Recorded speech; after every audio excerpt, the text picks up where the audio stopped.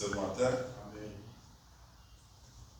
Pour le simple fait que l'être et le mouvement, nous en bénéficions par sa grâce. Amen.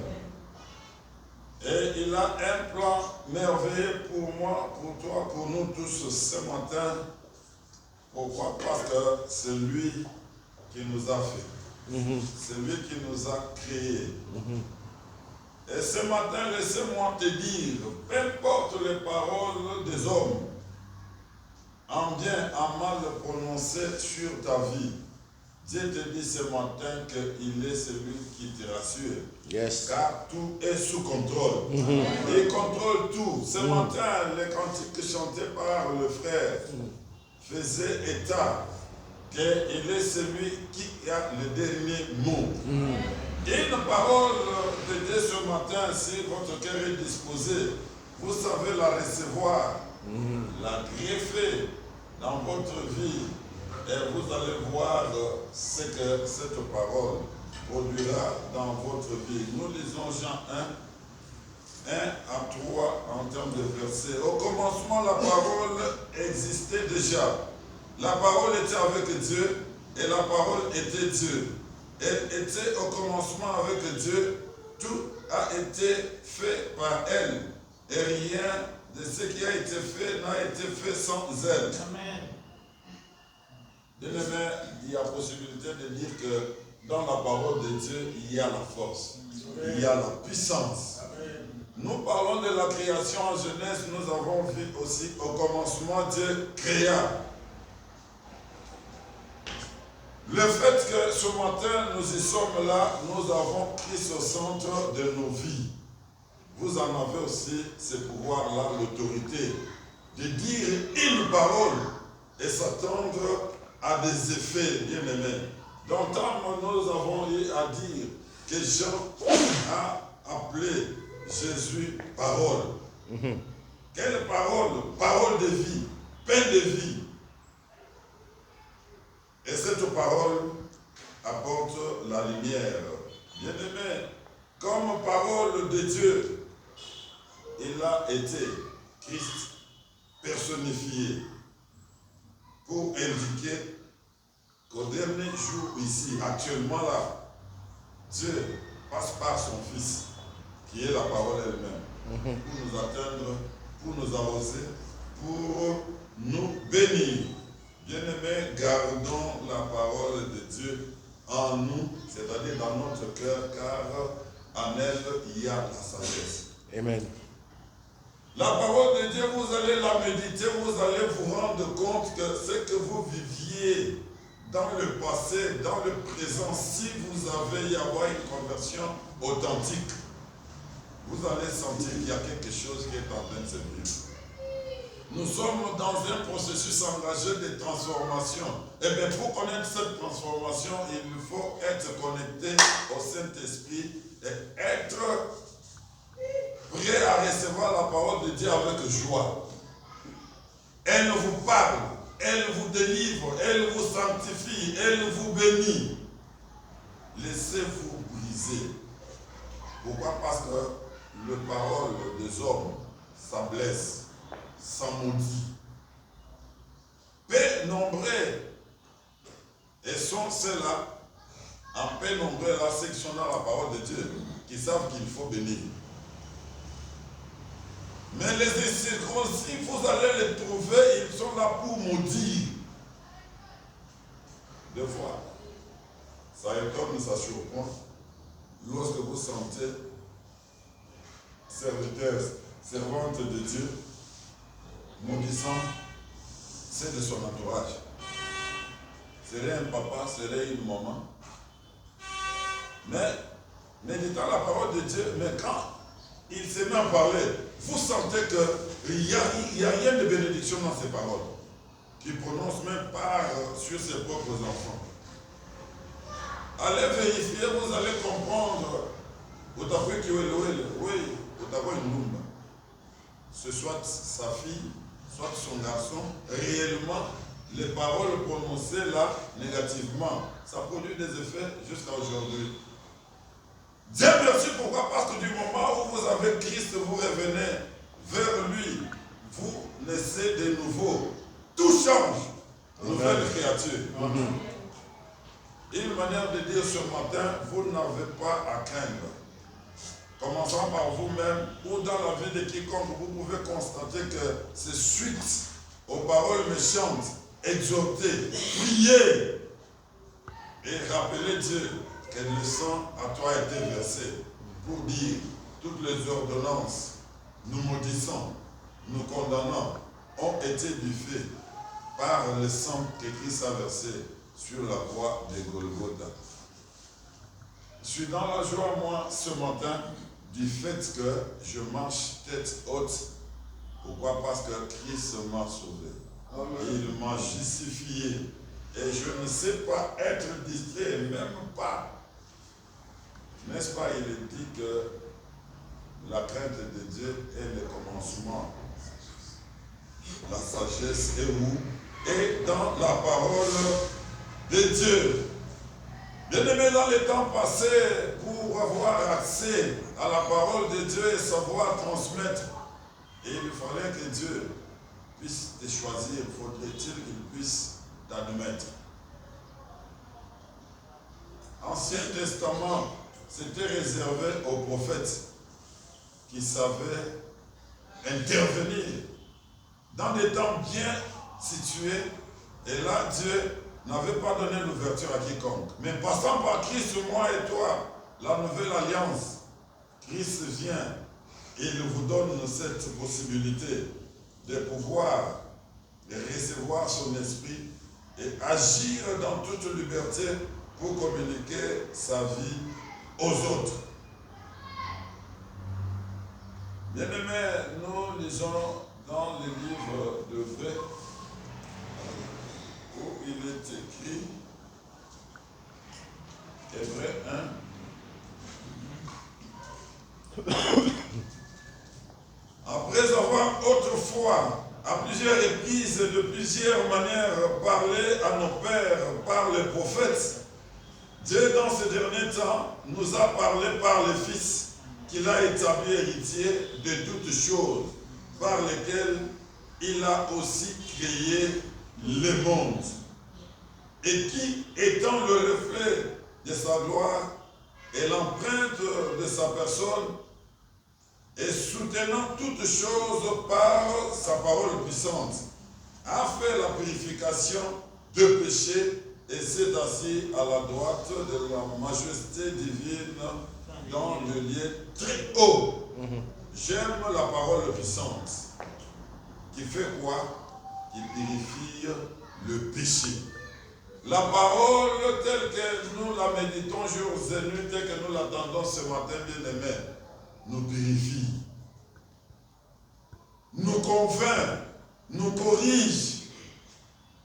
Plus loin, c'est vous révéler ce qui est caché. Qui se connaît? Dès que je suis là, je ne connais pas, mais Dieu me connaît très mieux. Pourquoi? Parce qu'ils sont de leur rein et ils sont de leur cœur. Mais quand je sais prendre sa parole, je mets sa parole face à moi tel que je la prêche ce matin. Ne pensez pas que je m'adresse uniquement à vous. Mon être intérieur reçoit sa dose. Elle me parle. Et quand elle me parle, vous sentez que vous n'avez pas le temps de ne pas vous laisser disposer.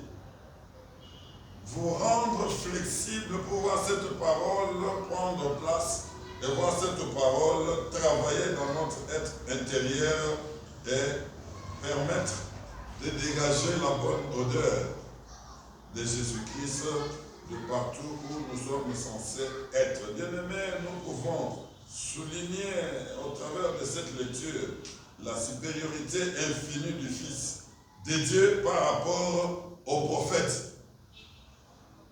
Actuellement, nous sommes face à un vent qui n'est pas moindre.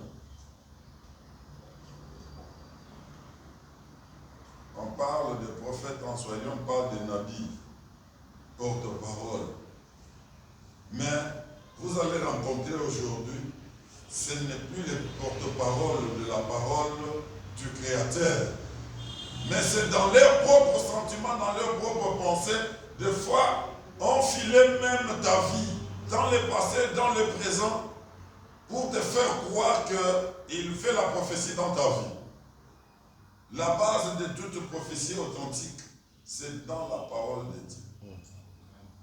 Bien-aimé, il faut dire ce matin que Dieu me connaît. Dieu te connaît, mais as-tu déjà expérimenté Dieu? Les prophéties, je ne suis pas contre, je suis pour. Mais il faut savoir qu'il y a prophétie et prophétie. Il y a prophète et prophète. Ça fait mal du moment où, de l'extérieur, on pense que la famille a une base spirituelle solide. Mais vous renfermez des prophétesses, des prophètes dans vos maisons. Les serviteurs arrivent pour prier, on fait fuir et femmes et enfants. Et ça saute aux yeux, vous savez voir de l'extérieur que, effectivement, le foyer est en difficulté. Ah, papa, ce matin, si maman a placé une prophétesse à la maison, je ne te dis pas d'aller chasser cette prophétesse-là, mais prie. Et prends tes responsabilités en tant que telle. Essaye de mettre de l'ordre dans votre famille. Aux offrandes des prophètes, c'est écrit où? Il prophétise, elle prophétise par la suite. Il n'y a pas autre chose. J'étais face d'une connaissance qui fait même passer l'année académique pour sa fille. Oh non, chaque vendredi nous prions. Et il a été dit que ma fille a des garçons. Je dis, explique-moi bien, des garçons, on fait quoi? Je lui dis ça, que nous avons y avoir les filles. Elles sont jolies, intelligentes. Et quand les enfants, en garçon, en fille, sortent de nos maisons, nous ne sommes pas appelés à faire la police. Moins la mère. Quand on nous chose, si toi tu as déjà préparé l'enfant de la maison pour dire toute affection, tout amour que l'homme peut te parler, dites à cet homme-là, Jésus t'aime. Dieu nous a fait cette grâce-là, mon épouse, les enfants sont allés à l'université avec ces principes-là. Et aujourd'hui, nous bénissons Dieu, puisque Dieu a fait grâce à ses enfants. Depuis les Codines, nous avons imprimé et nous avons parlé de la vérité à la lumière de la parole de Dieu. Et Dieu fait grâce à ses enfants qui savent bien se garder, pas parce qu'elles ont mérité, mais c'est une grâce particulière. Quand je les observe, je dis non, non, une bonne sémence a été placée dans leur cœur. Et ils décident quoi? L'enfant ne doit pas faire l'université. Je dis, bon, tu sais, on a joué avec ton intelligence. C'est de la psychologie. Mais lorsque vous avez la parole de Dieu en vous, et tout ce qui est fait à la lumière de la parole, vous avez le discernement et vous avez l'autorité sur quiconque. Pourquoi? Parce que vous avez la sagesse. Vous savez recevoir, écouter ce qui n'est pas de Dieu. Moi, je sais que non, ce n'est pas de Dieu, et puis mes oreilles là sont bouchées. Je ne te chasse pas, mais je veux juste t'entendre parler pendant que je suis censé parler toi, mais je ne t'écoute même pas. Mais je dois te sortir un mot selon le Saint-Esprit pour te recadrer. Et dans les jours à venir, vous allez voir cette personne-là changer par la grâce de Dieu. Amen. Et nous avons souhaité dire que, soulignant que la supériorité infinie du Fils de Dieu prime. Je n'ai pas dit de ne pas recevoir le prophète. Mais vous êtes divinement avertis qu'il y a de vrais et de faux. Et la parole de Dieu vous dit, vous les reconnaîtrez par quoi? Par leurs œuvres, les fruits. Vous allez constater que oui, non, bongo. Vous prophétisez par la suite. Oh non, non, je vais en voyage. Ah bon? Tu venais pour demander les transports ou bien réellement tu venais pour prophétiser? Un porte-parole, celui qui est un envoyé avec un message authentique, il vient, il le dit. Sans ajouter, sans retrancher, et vous quittez. À moi peut-être de dire que non, ça vient de Dieu. Pourquoi? Parce que Dieu m'aurait déjà parlé. Et je sais poser un acte librement, pas l'acte que vous devez conditionner.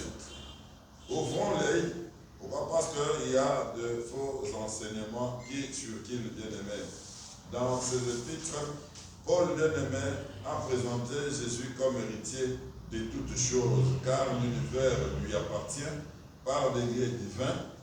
Christ est l'agent actif de la création. La parole crée. La parole en toi, avec toi, est en mesure de faire au-delà de ton entendement. Toute réalité spirituelle et physique fut créée par lui. Vous n'avez rien à inventer. Sortir de mouchoir, tout. Tu peux déranger les vies des gens comme ça. J'en ai déjà assisté. Vous priez, si vous avez la parole pure et la prière est faite sur moi, sur base de cette parole-là, vous allez sentir vous-même que ce n'est pas, ce n'est ni par votre force, ni par votre intelligence. Mais lorsque vous sentez la personne, vous n'avez pas. C'est pourquoi quand vous sentez qu'on doit prier pour toi, sois sûr toi-même de la prière que tu attends. Il ne faut pas aller dans le yémé. Non, on doit prier. On va te transmettre des choses. Va avec assurance que non, je viens auprès de celui qui a donné l'autorité, le pouvoir dans la sœur, dans les frères, et je dois recevoir ma délivrance. Mais lorsque vous sentez que physiquement,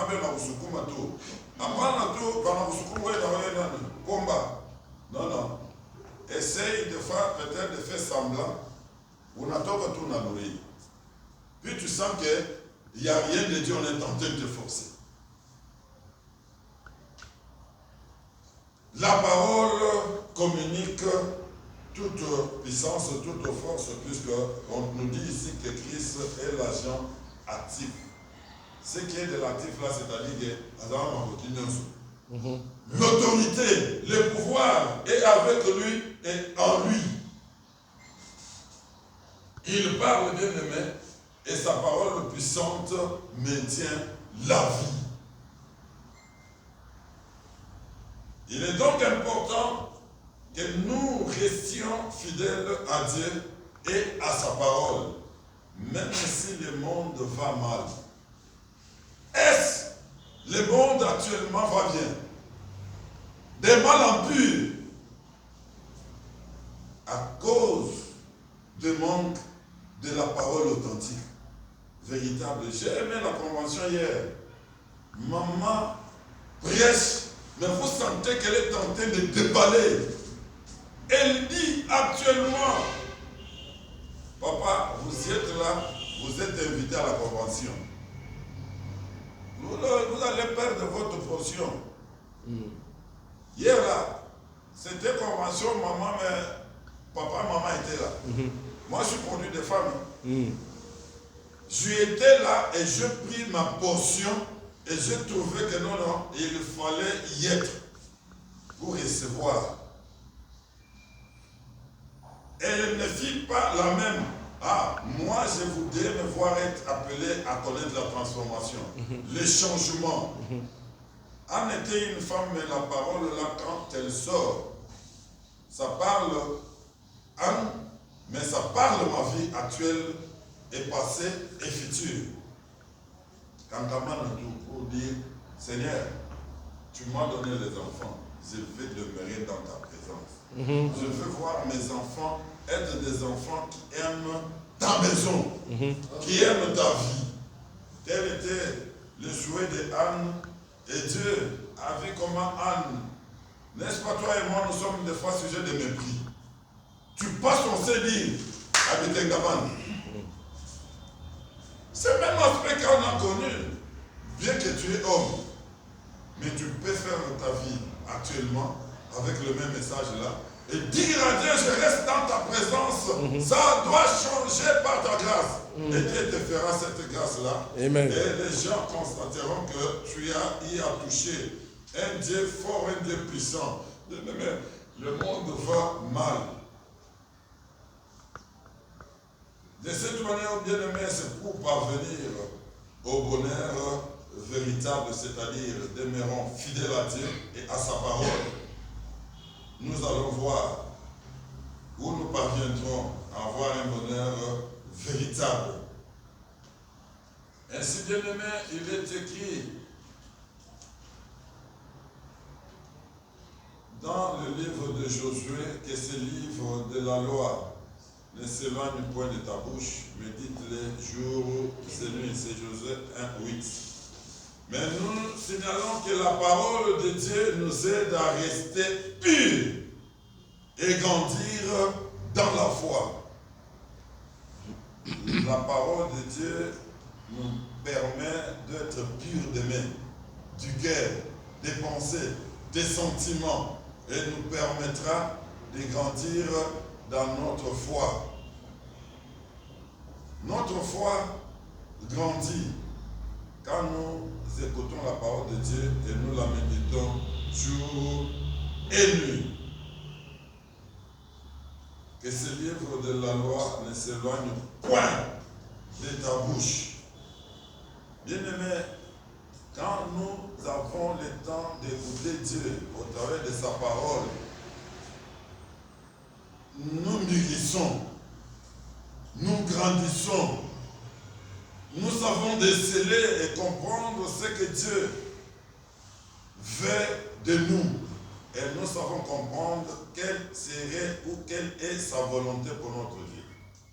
Il veut que nous puissions marcher de manière à ce que lui puisse faire le boussole de notre vie. Écoutez ce que la suite dit. Méditez les jours et nuits. Jour et nuit, c'est-à-dire à Amushiku. Donc à chaque instant. À chaque minute, à chaque seconde, essaie d'être connecté pour faire repasser la parole de Dieu dans ta vie jusqu'à ce que Jésus reviendra. Et pourquoi faire cela? Pour agir fidèlement. C'est la parole qui vous dit. Pour agir fidèlement, il faut être toujours plongé dans la parole de Dieu. Tu veux avoir du succès, tu veux prospérer, bien-aimé, ayez la parole de Dieu. Toute votre entreprise réussira. Comme vérité, bien-aimé, en méditant la parole de Dieu, elle nous fortifie et elle nous permet d'avoir et de prendre courage. Imaginez-vous qu'on dit à Josué, Moïse n'est plus. Il fallait recourir à toute cette parole-là de vérité. Je ne t'abandonnerai pas, je ne te délaisserai pas. Prends courage. Si tu n'as pas la parole de Dieu, tu ne prendras pas courage. Mais tu sais rappeler la parole de Dieu, tu sais te rappeler de la parole de Dieu qui te fortifiera. Peu importe le temps, peu importe les circonstances, bien-aimés. La tâche que nous avons en tant qu'enfants de Dieu bien-aimé n'est pas facile. Quand vous prenez ce qu'est le monde, ce qu'est la chair, sans la parole pure à nous, nous ne serions pas. Tu peux faire les biceps, tu vas te sentir toi-même vidé. Mais quand vous savez rappeler Dieu, sa parole, elle vous fortifiera. Et nous devons obéir à cette parole. C'est ce qu'a été comme vérité, comme secret pour Josué. Il faut obéir à la loi divine. Dans sa présence bien-aimée, gardons constamment sa parole dans notre cœur. Quand Somme avec le Psaume 119, 11e verset, serrons la parole de Dieu dans notre cœur afin de ne pas pécher. Vous avez la parole de Dieu à tout le temps. vous allez vous rendre compte que vous allez vous comporter comme Christ lui-même. Peu importe la distance, l'Esprit de Dieu te parlera. Tu veux faire le contraire de ce que Dieu t'a déjà interdit, a déjà parlé dans ton cœur. Tu vas sentir le Saint-Esprit te dire stop, arrête. Ah, c'est bien quand on expérimente la parole telle que nous l'attendons ce matin dans notre vie au quotidien. Gardons constamment la parole de Dieu dans notre cœur, car en elle, il y a la sagesse. Que Dieu bénisse sa parole. Amen.